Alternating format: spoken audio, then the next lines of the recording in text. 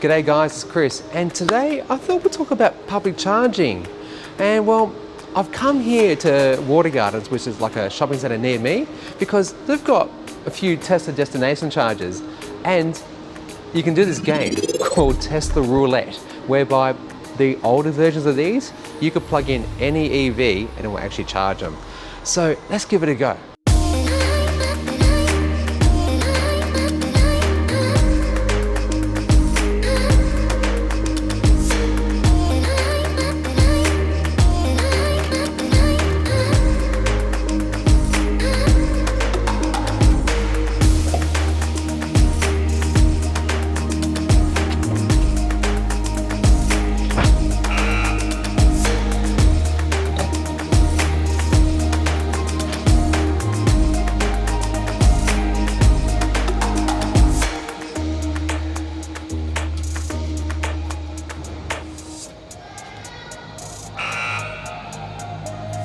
Well, that is disappointing. As you can see here, the lights aren't waterfalling, which is to say there's no electricity going in. So obviously these are the newer ones. You can buy this product, which I'll put on screen now, which works around this, but I don't have that. So that's not gonna work today. So you know what? I think I need someone to help me on this one. Oh, the phone.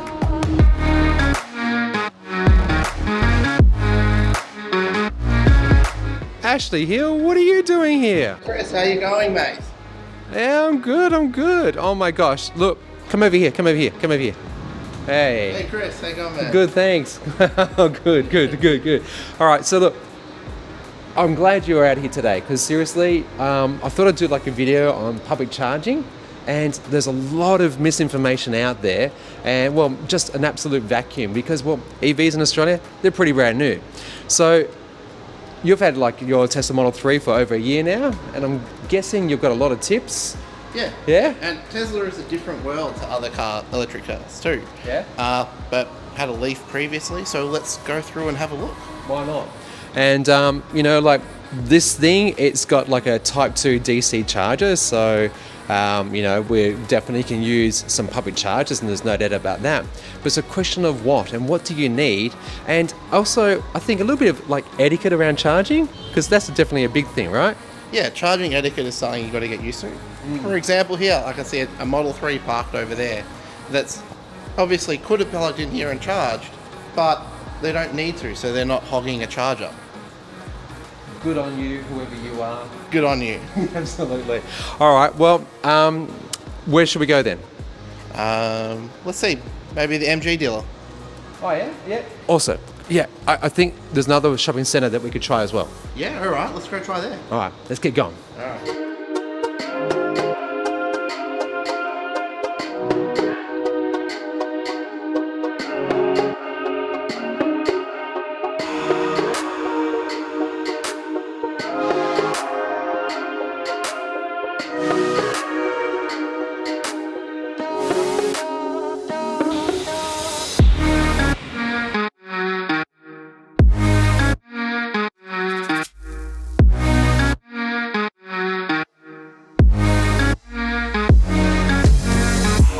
Alrighty, let's do this.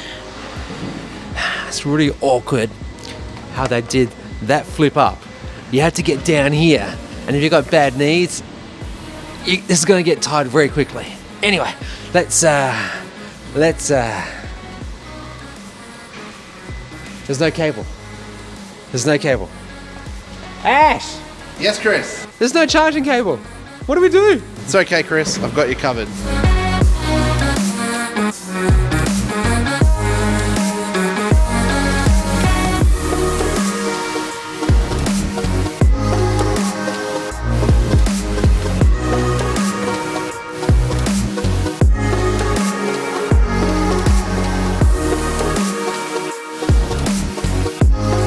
A few moments later.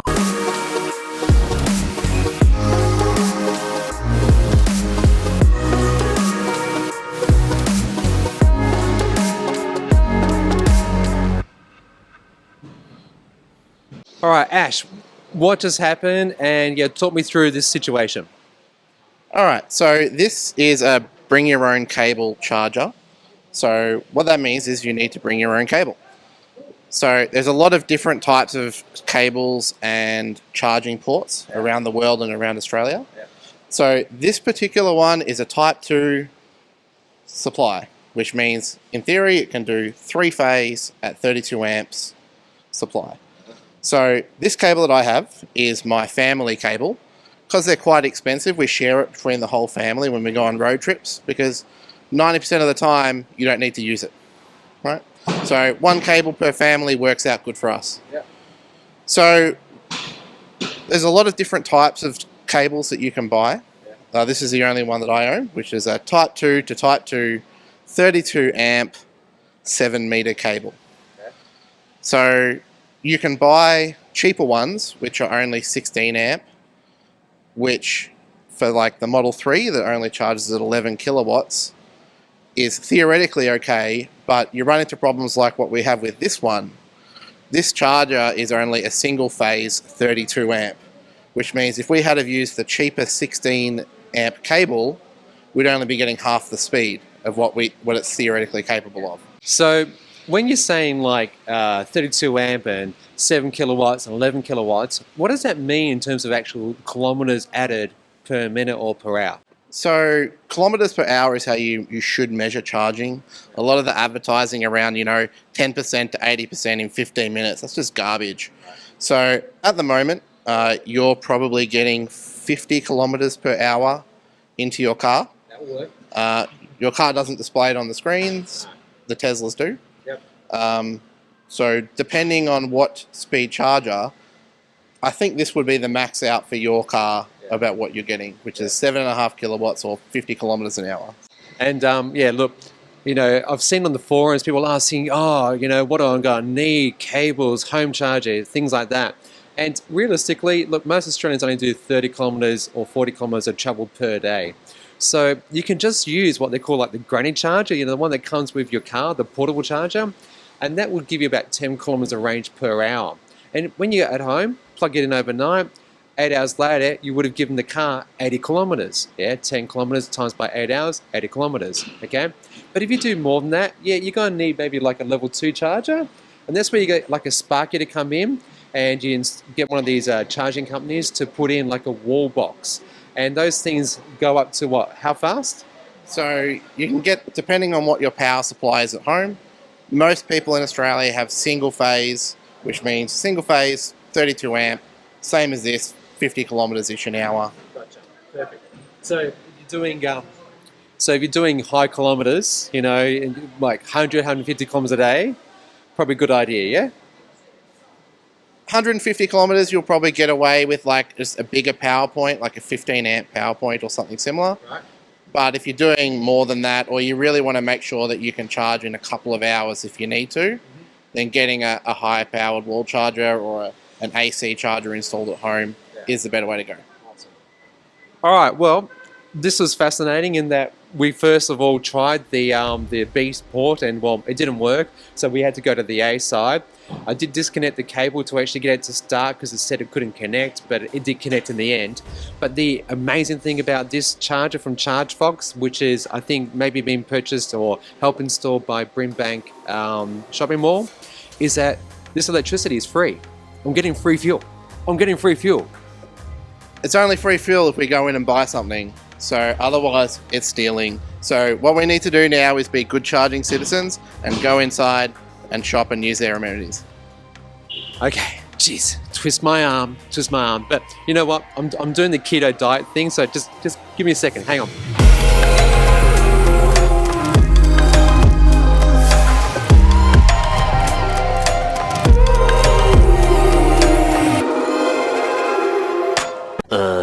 That took a long time for it to disconnect, so I don't know if next time I might just push the stop button. Conversely, on the MGs, if you press the open button on your car, it will actually stop the charging as well. All right, let's do this. Okay, I need to unlock the car. The car is actually unlocked, but when you're charging, probably all EVs, they actually lock the cable in place so that people just can't come along and pull it out and, well, kill your charge, because that'd be a bad day, wouldn't it? So I'm just going to get my keys out. Gonna press the open button. And there's a little noise I just heard there. And out it comes. Easy. Let's get back on the road. And you know what, Ash? I reckon I'm getting a bit hungry. Should we go for some Maccas? Maccas and a charge.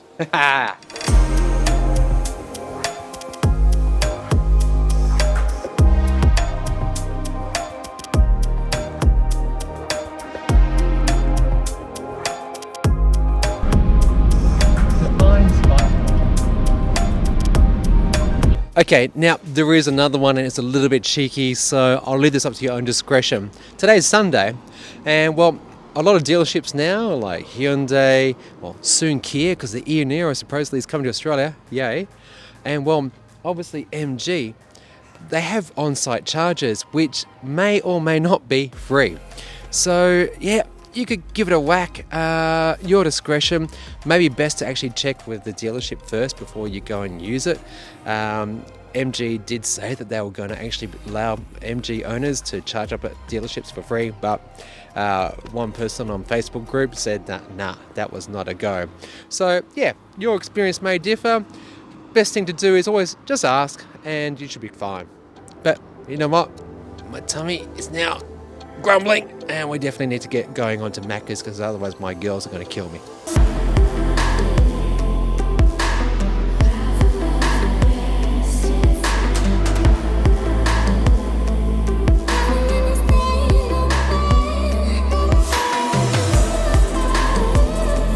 Alrighty, we've got the battery warning down there. It's got one little bar and it's saying we've only got like 47 kilometers left. Let's change that screen. Alright, so for this trip so far, we've done 36.5 kilometers.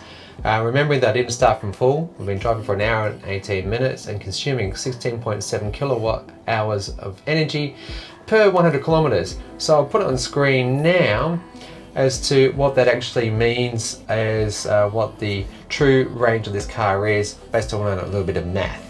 Alright, we're now at the EV charger at Macca's, and this is a good partnership that they've created with them, where they're going to be installing across Australia some fast chargers so that when you're eating you can get yourself some charge. So let's work this out now and get some electricity. Charging etiquette number 2. Do not leave your charging cable on the ground. That is just bad form. Would you do that to a petrol Bowser? No, you would not. So you definitely do not do it for other EV users. Alright, so this is a Chatamo charger. They're using Nissan Leafs. Definitely a little bit of an older connector, which actually is still being put around. And I believe Chatamo, does it stand for something like make me tea or something in Japanese? Have you heard that one?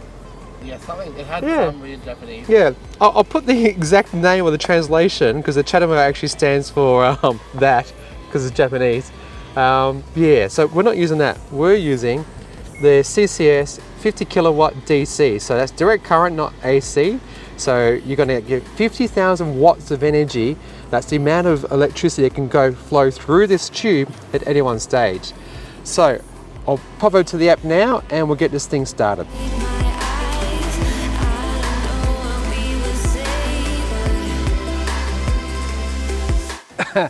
I interrupt this video to give you some realities of someone's charging an EV. This is not working, and we've called EV and they were able to actually turn it on remotely and get the session going, but it not even went for 5-10 minutes and it stopped again. So what I did is I unlocked the charger, I put it back into the device here, and this is kind of telling, and that there's no flashing light here to say, hey, you're all hunky-dory there, you know? So I don't think it's gonna work. But anyway, we'll plug it in, see what it does. Yeah, no light, that's not gonna work. Nah, no light. Alright. It is not working. So let's call them again. Yeah, so what you then do is you get in contact with the customer service people and they can operate this remotely, like I already said, and hopefully this will get going. All right, back soon. It is a very hot day. It is a very hot day. And that might be what it is. Maybe it is. All right, thanks. Well, That's a fail. Absolutely fail. And you know what? If I was absolutely out of electricity, I had no more juice left in the tank, we'll be buggered right now. And look, in another future episode, we'll talk about an emergency charge situation, which, look, just a bit of a spoiler alert right now, you could just go to any 240 outlet anywhere, use your level 1 charger that can be your car, and just get 10 kilometers of range until you get enough to get to your closest, faster charger. But Ashley, you got any tips? So using PlugShare is probably the most important thing to do now. That's the app, yeah? Yep. So the app, look up where your next nearest DC charger is. Yeah. We've done that. That's why we're going to head towards Airport West, which are faster chargers, more of chargers, and so on and so forth. Mm-hmm. So the problem we've had today is kind of one of the reasons why I don't like going to ones that only have 2 chargers, and also why Tesla ends up putting in, 4 to 8 in Australia or 16 to 40 in America. Mm-hmm. Just because having 1 or 2 chargers fail like we've had today would otherwise, leave you stranded. Yeah. Over time, that's going to become less and less of an issue, because if this one's failed, we can go to one 20-minute, across the road. Yeah. Same as what you have for petrol stations now. Mm-hmm. But Australia EVs are still beginning. So Exactly. This situation can occur with any charging network, so be it ChargeFox, EV, whatever it might well be. I've experienced this with the Nissan Leaf, I think with ChargeFox. So look, always have a plan B, I guess, and you've experienced that yourself. Yeah, so a better route planner. Have your plan Bs, have your plan Cs. Yeah. At least kind of know where to go. Check out what we've just done now is we've flagged that this charger is broken in PlugShare. So before you drive to your next charger, look to see if someone's already gone, no, it's broken. Yeah. Today, I think it's just too hot and it's died. I don't know if you can see Chris's head here. Yeah. Glistening with sweat. That's because we've turned the air conditioner down in the car. Yeah. But yeah, exactly. So for the little bit of charge that I was able to get, I got about 30 kilometers. So it's got 80 kilometers of range left in it. The Westfield charge box is about 30 kilometers away. So it'd be more than enough. And I think we should get moving. Yeah, video quality being affected on camera recording. So let's move on.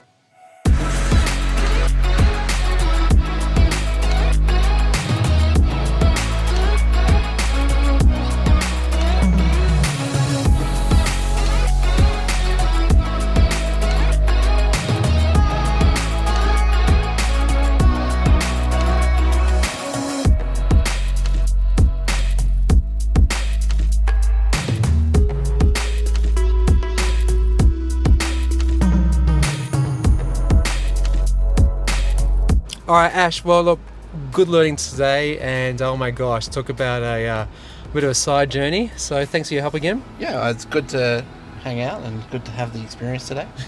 Thank you. So we didn't quite get to Daylesford at all. Here we are in beautiful Airport West.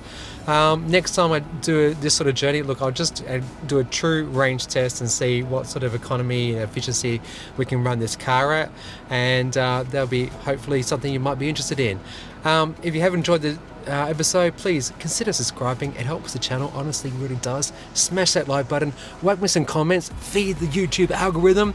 If you want to take it to the next level, join us somewhere over here on Patreon. Ashley here is one of my patrons, so thanks, Ash, for your patronage. No problem. And look, for the rest of January, it's still free, so come over there and join us. And looking forward to making lots of interesting videos this year. So Ash, thanks, mate. Thanks, Chris. Thank you. And hey, be good. Be green. Hey.